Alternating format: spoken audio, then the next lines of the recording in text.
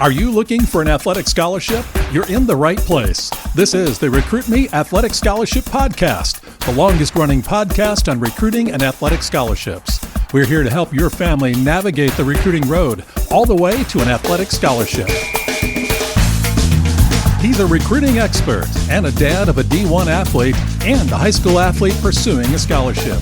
With a wealth of experience to share, here's Recruit Me CEO Brent Hanks. Welcome to episode 258 of the Athletic Scholarship Podcast. Thank you for joining me for 15 minutes that will change your athletic scholarship future. Today I'm going to give an up-close look into our family's current recruiting situation. We are going to walk through what our family, is doing in Sutton's current recruitment. Sutton is my youngest of two sons. He is now entering his senior year in high school at Ozark High School. Sutton is wanting to play baseball in college, and through his hard work and him seeing his older brother's success in both high school and college, he feels that playing in college will enhance his higher education experience. Parker, my older son, is a pitcher at Northwestern University in Evanston, Illinois. Parker is entering his senior year in college. I've had Parker on as a guest on the Athletic Scholarship Podcast twice. Go back to episodes 211 and 256 to hear some of Parker's experiences in high school and college and get advice on recruiting and handling college.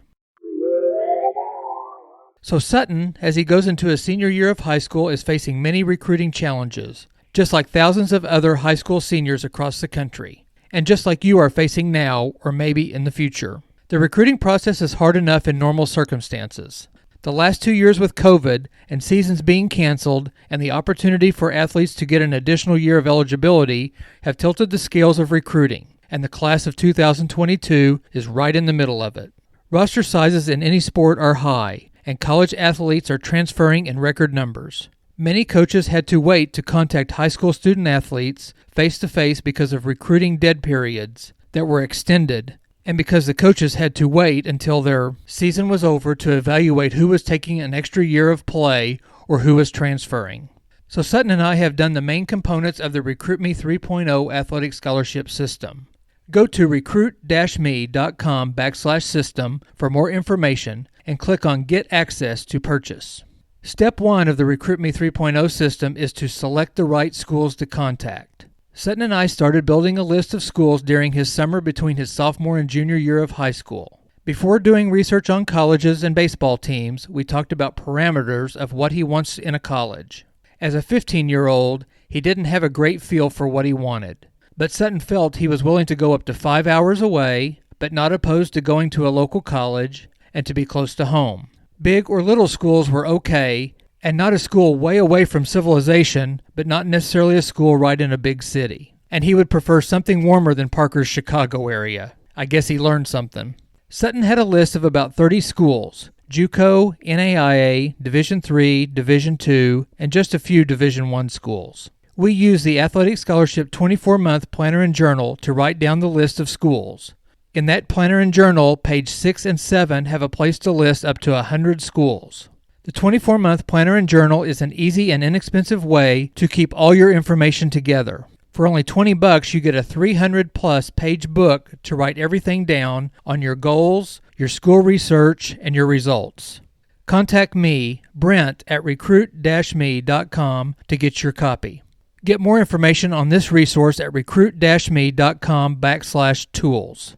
Another great resource is a website that Recruit Me has a partnership with, collegecoachesonline.com. collegecoachesonline.com has a monthly or yearly subscription or a CD you can get that helps you easily research for college sports programs. You can search by type of sport, division of play, region or state the school is in, private or public schools, and more. When I use it, I like to put in the sport and the state and do a search to see all the colleges that have that sport. The list of schools is ranked by the academic rating. 1 is the best and 6 is the lowest. For example, if I put in baseball as a sport and Missouri as a state, and on a pull-down menu show 100 schools, and I hit search, I get 43 schools in Missouri with baseball programs. Only 1 school has a 1 academic rating, and 7 schools have a 3 rating. The chart has a hot link with the school's name, a hot link with the head coach's name, the coach's phone number, the city the college is located in, the state, the type of school, private or public, and the academic rating. I can go back and search for just D1 schools, or just D2 schools, or just D3 schools, NAIA schools, or JUCO schools. If you want to play college baseball at the D1 level in Missouri, there are only 4 Division I baseball programs in Missouri, 13 in Division II, 4 in Division III, 12 in NAIA, and 10 JUCO baseball programs. This is an interesting piece of advice to check in each state or your surrounding area. Another example is there are only 6 men's and women's diving programs in Missouri, and only 6 wrestling programs in Missouri. How many programs are there in your sport, in your state or region? Go to collegecoachesonline.com to subscribe and enter RM123, R as in Ralph, M as in Mary, 123, for a discount. When you click on the college name you like or want to research, the link takes you to a page that has the college name and address. The general college website is listed, the main phone number for the college, the sport you picked, the head coach's name, his or her email and phone number, the division of play, Division I, Division II, Division III, NAIA, or JUCO, the region the college is located in, the conference they play in, the mascot of the team, and the athletic website. Also the type of school, public or private, estimated tuition, academic rating, the 1 through 6 rating, and the school's enrollment. You can also get this information by searching the internet and going to the college's general website, and then going to the athletic website. But for a low cost, you can save time, and you can save more time in doing research on each school. If you do it like Sutton did, list 30 schools and do research on those 30 schools, that takes a lot of time. Sutton and I use the pages in the Athletic Scholarship 24-month Planner and Journal on the Communication and Scouting Report pages. There are 50 individual schools that you can keep track of. The Communication Record page has a place at the top of the page to write down the school's name. Make sure and get the school's name and spelling correct. Right below is a block big enough to list multiple coaches. You can list their names, contact information, and put your interest level on a scale of 1 to 5 or however you want to rank that. I'll go over in a little bit what information I suggest you put in the coaches box. Next on the page are 4 boxes where you can record the date that you sent your introductory packet, your completed questionnaire, your video link or links, and your updates. The rest of the page has a dates column and a large area to record the contacts with coaches or programs and the notes of those contacts. So to describe how Sutton and I use the communication record page, I'll walk you how we research a school that we are getting ready to send some recruiting information to, a school that is close to a tournament that Sutton is playing in. The school is Missouri Southern State College in Joplin, Missouri. We can Google Missouri Southern and get the athletic website, or we can find Missouri Southern on the collegecoachesonline.com webpage. First, we write down the name of the school on the school line. When we get on the school's information page on the collegecoachesonline.com site, we can see the official name of the college, the school's address, the education website, the main college phone number, and on the school line, next to the school's name, we write the city and the state. This is a good time to go on your GPS app on your phone and put in the address and find out where the town is and how far away or how far your drive would be. For us, Joplin is 1 hour and 15 minutes from Ozark. Note that on top of the page near where you wrote the town. We also write down the team and the school's mascot, in this case the Lions, at the top of the page, and the level of competition, Division II, at the end of the school name line. Next is the coach information. We write head coach and the head coach's name. Again, check your spelling and make sure that's right. And make sure and write all these items down legibly. Write down the head coach's email and phone number that is on the collegecoachesonline.com page. If you're on the website, you can usually go to the coaches link or the roster link.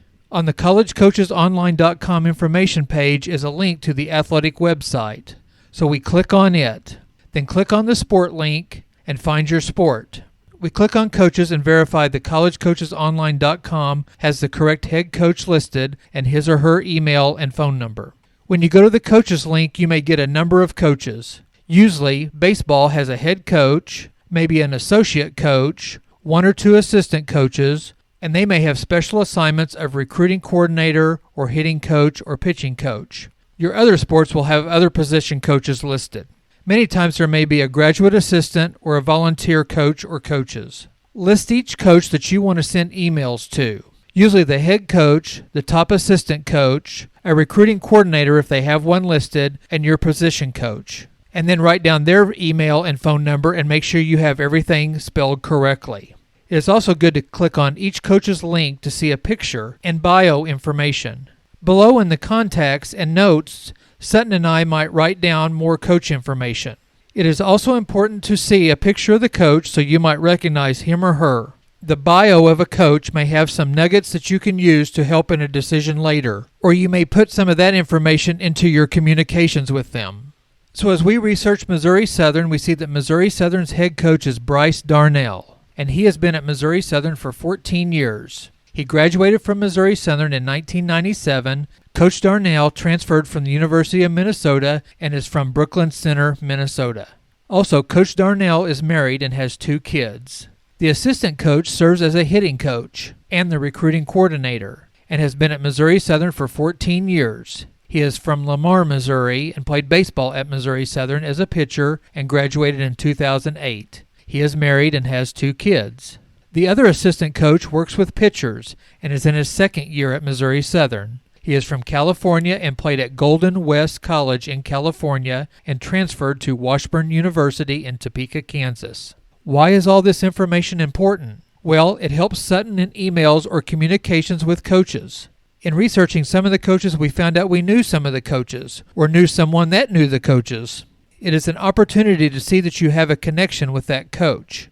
Also, knowing where a coach is from could open an opportunity in your communications. While we are on the school's athletic and sport website, we check on the team's schedule. Usually the team's overall record for last season and their conference record is shown at the top. Most websites have a pull-down on top of the web page, and you can choose the correct year. We write down the overall record and the conference record from last year in the big contacts and notes box. You can look back over the last 4 or 5 seasons too. This gives you an idea of the success or lack of success that program has had. This is a good time to write down what conference that the team is in for later reference. Right now we don't have to dive hard into the information on the schedule that the team plays. But while you're on the team schedule, it doesn't hurt to scroll down and make a note of travel opportunities or interesting foes the team plays. This last year may not paint an accurate picture of the team's normal travel, so go back a few years. With Missouri Southern's schedule, we noticed a Florida trip, and that most road trips are drivable from our home, and the end-of-season conference tournament was in Joplin. A note from a past episode 235. When looking at a team schedule, you can quickly look at the other schools. That gives you an indication of other schools at that level and in that region, and most websites have hot links for their opponents. While we are still on the team's website, we click on the roster, mainly for a quick look, but we can jot down notes too. We pay attention to the number of players on the roster, and that can vary by sport. In baseball, we look at, is it 30, 40, or 50? We look at where players come from. What positions are they? Do we know any of them? Are there a large number of transfers from other colleges or JUCOs? We make a note of some of these items. Later, we can analyze more in depth on the number of seniors or juniors and how many players on that team are in your spot or position. So in review, we write down the school's name, the mascot, the location, the conference, the level of play. We note the head coach and the assistant coach and the recruiting coordinator and or position coaches, along with their email and phone numbers. We quickly make notes on the coach's background and where they attended college and their hometown.